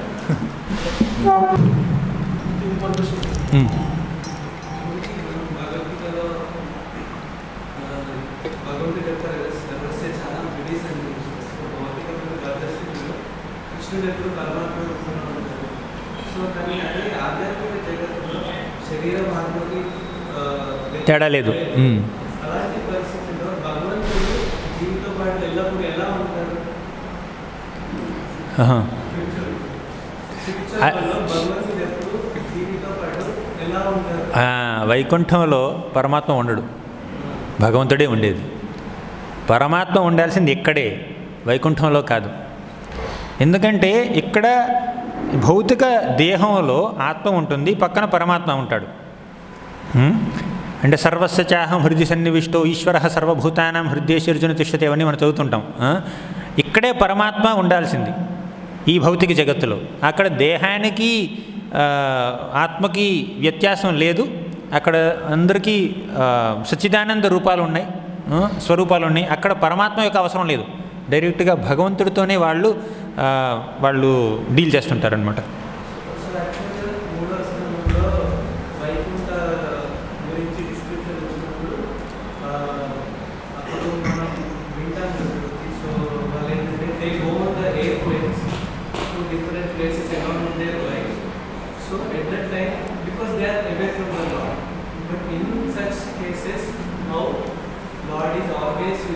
ఎస్, ఆయన అన్నది ఏంటంటే, ఒక 3వ స్కందంలో ఒక మంచి శ్లోకం వస్తుంది. వైమానికా సలలనాశ్చరితాని శశ్వద్ గాయంతి యత్ర శమలక్షపణాని భర్తు అంతర్జలేను వికసన్ మధుమాధవీనాం గంధేన ఖండిత ధియోప్యనిలం క్షిపంతః. ఈ వైకుంఠంలో విష్ణు పార్షదులు విమానంతో వారి వారి భార్యలతో ప్రయాణం చేస్తున్నప్పుడు వాళ్ళు ఈ విష్ణువుకి, ఆ భగవంతుడికి దూరంగా ఉంటారు. అప్పుడు భగవంతుడు ఎల్లప్పుడూ వాడితోనే ఉంటాడని మనం ఎలా అనుకోగలం అని ఆయన క్వశ్చన్. అంతేనా? గంధేన ఖండిత ధియోప్యనిలం క్షిపంతః. ఇప్పుడు ఈ శ్లోకం మనం చెప్పుకున్నాం. ఇంకో శ్లోకం ఉంది. యత్సంకులం హరిపదానతి మాత్ర దృష్టైర్ వైదూర్య మారకత హేమమయైర్విమానైః యేషాం బృహత్కటితటాస్మిత శోభిముఖ్య కృష్ణాత్మనం నరజ ఆదధురుత్స్మయాద్యైర్. శ్లోకం భావం మొత్తం చెప్పను. కృష్ణాత్మనం, వాళ్ళు ఎప్పుడూ కృష్ణ చైతన్యంలో ఉంటారు. Because they are always Krishna conscious, Krishna is always with them. అంటే భగవంతుడు ఫిజికల్గా మనతో ఉండాలని రూల్ లేదు వైకుంఠంలో అయినా కూడా. భగవంతుడు స్మరణ ద్వారా, అంటే మనం ఆయన్ని స్మరించుకుంటే ఆయన మనతో ఉన్నట్టే లెక్క. అలా అంతేకాకుండా అవసరమైతే భగవంతుడు ఫిజికల్గా కూడా ప్రత్యక్షంగా సాక్షాత్తు మీ పక్కన కూడా ఉంటాడు. ఆయన ఒక్కడే ఒక దగ్గరే ఉండాలని రూల్ లేదు కదా. ఆయన 100 రూపాయలు సైమిల్టేనియస్గా 100 రూపాయలు ధరించో, 1000 రూపాయలు ధరించో, కోట్ల రూపాయలు ధరించి అందరితోనూ ఉంటాడు. బ్రహ్మ విమోహన లీలలో ప్రతి ఒక్క తల్లికి బిడ్డగా మారి వాళ్ళందరినీ ఆనందపరిచాడు. ప్రతి ఒక్క ఆవుకి దూడగా మారి ఆ ఆవులందరినీ ఆనందపరిచాడు కృష్ణుడు. అంతేకాదు, ఇప్పుడు శ్రీకృష్ణుడు గోవర్ధన పర్వతాన్ని ఎత్తినప్పుడు 7 ఏళ్ల బాలుడు గోవర్ధన పర్వతాన్ని ఎత్తి అలా నిలబడ్డాడు. ఇది పైన పర్వతం ఉంది, వేలి మీద పర్వతం ఉంది. వ్రజవాసులందరూ తన చుట్టూ ఉన్నారనమాట. ఎంతమంది, వేల మంది ఉన్నారు వ్రజవాసులు. కేవలం గోపికలు, తర్వాత గోపబాలకులు మాత్రమే కాదు, ఆవులు, దూడలు, గేదెలు, నెమళ్ళు, కోతులు అన్నీ ఉన్నాయి అక్కడ. కృష్ణుడు మధ్యలో ఉన్నాడు. కృష్ణుడు మధ్యలో ఉండి, నేను ఇక్కడ ఉన్నాను, నేను మిమ్మల్ని చూస్తున్నాను. ఇటుపక్క చూస్తున్నప్పుడు అటుపక్క ఉన్న వాళ్ళు నాకు కనపడరు కదా. వాళ్ళకేమనిపిస్తుంది? నేను మిమ్మల్ని చూడట్లేదు అనిపిస్తుంది, నేను ఈయన చూస్తున్నాను అనిపిస్తుంది. ఇటుపక్క వాళ్ళు కూడా అనిపించదు. ఇంకొకరు నా వెనకాల ఉన్నారనుకోండి, వాళ్ళకి నేను ఫేస్ టు ఫేస్ నేను కనిపించను. కానీ కృష్ణుడు గోవర్ధన పర్వతాన్ని ఎత్తినప్పుడు గోవర్ధన పర్వతం కింద ఉండే వ్రజవాసులు కృష్ణుడు ఎదురుగా ఉన్న, పక్కనే ఉన్న, 2 అడుగుల దూరంలో ఉన్న, 100 అడుగుల దూరంలో ఉన్న, 1000 అడుగుల దూరంలో ఉన్న, వెనకాల ఉన్న, గుడి పక్కన ఉన్న, ఎడమ పక్కన ఉన్న వాళ్ళందరికీ ఉండే అనుభూతి ఏమిటంటే కృష్ణుడు నన్నే చూస్తున్నాడు, నా కళ్ళల్లోకి చూసి నా ప్రేమకి మాత్రమే ప్రతిస్పందిస్తున్నాడు అన్న భావన ప్రతి ఒక్కరికి కలిగింది. అంటే ఆయన ఒకే సమయంలో ఎంతమంది భక్తులతోనైనా కూడా ప్రతిస్పందించగలడు సైమిల్టేనియస్లీ. అది అంతేకాదు వీళ్ళందరూ ఈ పిల్లలందరూ వెళ్తారు కదా, గొప్ప బాలకులందరూ అడవికి వెళ్ళినప్పుడు మీరు మంచి పెయింటింగ్ చూసుంటారు, ప్రసాదం హాల్లో ఉంటుంది జనరల్గా పెయింటింగ్. కృష్ణుడు మధ్యలో కూర్చున్నాడు, ఈ పిల్లలందరూ తన చుట్టూ కాన్సెంట్రిక్ సర్కిల్స్లో కూర్చున్నారనమాట. వాళ్ళందరూ భోజనం చేస్తున్నారు, యమునా నది ఒడ్డు పైన వనభోజనం చేస్తున్నారు. ఆ కృష్ణుడితో ఉండేటటువంటి ఆ పిల్లలందరూ ఉన్నారు చూడండి. ఆ ఒక పిల్లవాడు కృష్ణుడు ఎదురుగా ఉన్న 100 అడుగుల దూరంలో ఉన్నా, వెనకాల ఉన్నా, పక్కనున్నా, ఎక్కడున్నా కూడా ప్రతి ఒక్క పిల్లవాడికి కృష్ణుడు నా ఎదురుగానే ఉన్నాడు అన్న భావన కలిగింది. భావన కలగడం ఇదేదో మాయ కాదు. ఆ పిల్లవాడు ఒక లడ్డు కొరికి, కృష్ణ ఈ లడ్డు చాలా బాగుంది, మా తల్లి చేసింది అని చెప్పి కృష్ణుడు నోట్లో పెట్టాడు అనమాట. 100 అడుగుల దూరంలో ఉన్నా కూడా కృష్ణుడు నోట్లో పెట్టగలడు ఆ పిల్లవాడు. అంటే కృష్ణుడు ఒకేసారి అందరి ఎదురుగా ప్రత్యక్షంగా ఉండగలడు, స్మరణలో కూడా దగ్గర ఉండగలడు. ఓకేనా?